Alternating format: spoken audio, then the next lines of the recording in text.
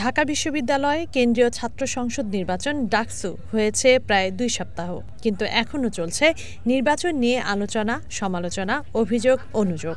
ডাকসু নির্বাচনে ব্যাপক অনিয়ম ও কারচুপির অভিযোগ তুলেছে ছাত্রদল সমর্থিত প্যানেল। সোমবার সকাল 11:30টায় বিশ্ববিদ্যালয়ের মধুর ক্যান্টিনে আয়োজিত সংবাদ সম্মেলনে এসব অভিযোগ তোলেন তারা।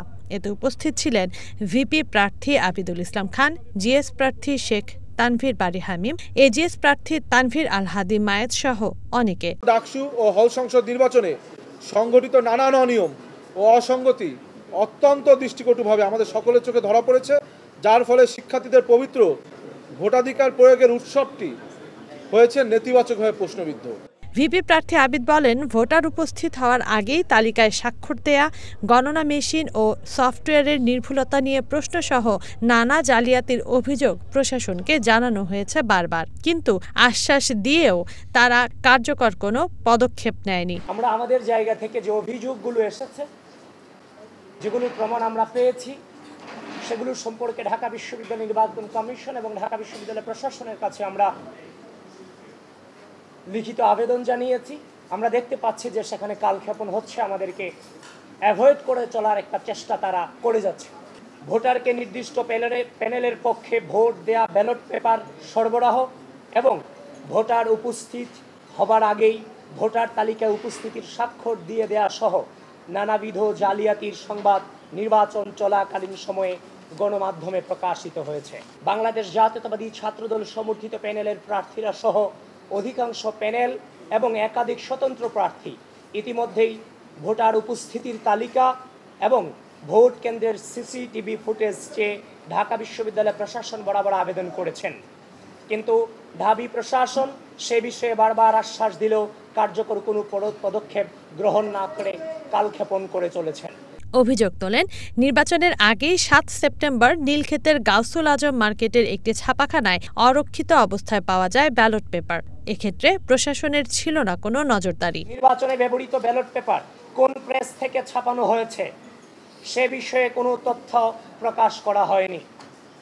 অনিরাপদ ছাপাখানা থেকে ফাঁস হওয়া নকল ব্যালটের মাধ্যমে ভোট কারচুপির অভিযোগ ইতিমধ্যেই এসেছে। উল্লেখ্য যে 7 সেপ্টেম্বর 2025 তারিখে নীলক্ষেতের গাউসুল আজম মার্কেটের একটি ছাপাখানায় ডাকসু হল সংসদ নির্বাচনের বিপুল সংখ্যক ব্যালট পেপার অরক্ষিত অবস্থায় পাওয়া যায়, যেখানে ঢাবি প্রশাসনের কোনো নজরদারি ছিল না বলে নিশ্চিত হওয়া গেছে। 13 সেপ্টেম্বর 2025 শনিবার ঢাকা বিশ্ববিদ্যালয় প্রশাসন কর্তৃক প্রকাশিত বিজ্ঞপ্তি অনুসারে ভোট গণনা মেশিন এবং সফটওয়্যারের নির্ভুলতা ও বিশ্বাসযোগ্যতা যাচাইয়ের সময় নির্দিষ্ট কয়েকজন শিক্ষক ও টেকনিশিয়ান উপস্থিত থাকলেও ভোটার ও প্রার্থীদেরকে এই বিষয়ে মোটেও অবহিত করা হয়নি।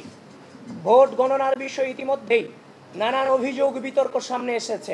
এছাড়া ভোটের আগের মধ্যরাতে পোলিং এজেন্ট নিয়োগ, তাদের যথাযথ আইডি কার্ড সরবরাহ না করা, পোলিং অফিসার নিয়োগে অস্পষ্টতা সহ নানা অভিযোগ করেন তিনি। অভিযোগ আনেন অমোচনীয় কালি মুছে যাওয়া নিয়েও। বলেন, অস্বচ্ছ ব্যালট বাক্স ব্যবহারের কারণে তৈরি হয়েছে বিতর্ক। অস্বচ্ছ ব্যালট বাক্স ব্যবহার করার কারণে বিভিন্ন অভিযোগ ও বিতর্ক তৈরি হয়েছে।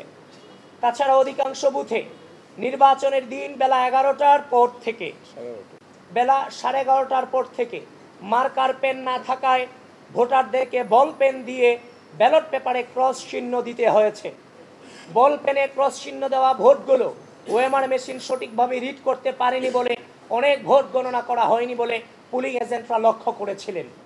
প্রত্যেক প্রার্থীর কাছ থেকে প্রতিটি কেন্দ্র থেকে একজন করে পুলিং এজেন্ট নেওয়ার বিজ্ঞপ্তি প্রকাশ করলেও ভোটের আগের রাতে পুলিং এজেন্টদের তালিকা প্রকাশ করা হয়, যেখানে প্রার্থীদের প্রস্তাবিত বিভিন্ন কেন্দ্রের পুলিং এজেন্টদের বাদ দেওয়া হয়।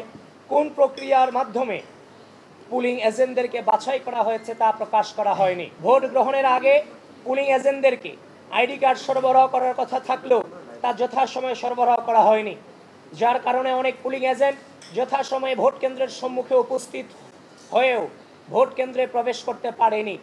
বলেন, নির্দিষ্ট প্রক্রিয়া মেনে বিশ্ববিদ্যালয় প্রশাসন ও বিশ্ববিদ্যালয় নির্বাচন কমিশনকে সময় দেয়ায় কিছুটা কালক্ষেপণ হয়েছে। অনিয়ম এবং কারচুপির বিষয়ে বিশ্ববিদ্যালয় প্রশাসনকে জোরালোভাবে তাদের অবস্থান জাতির সামনে তুলে ধরার আহ্বান জানান তিনি। এ সময় আবিদ ধন্যবাদ জানান ছাত্রদলকে। বলেন, পুরনো রাজনৈতিক সংস্কৃতি থেকে বেরিয়ে এসে তারা যে ধৈর্য ধারণ করেছে নতুন বাংলাদেশে নতুন রাজনৈতিক সংস্কৃতির প্রচলনে তা গুরুত্বপূর্ণ ভূমিকা রেখেছে।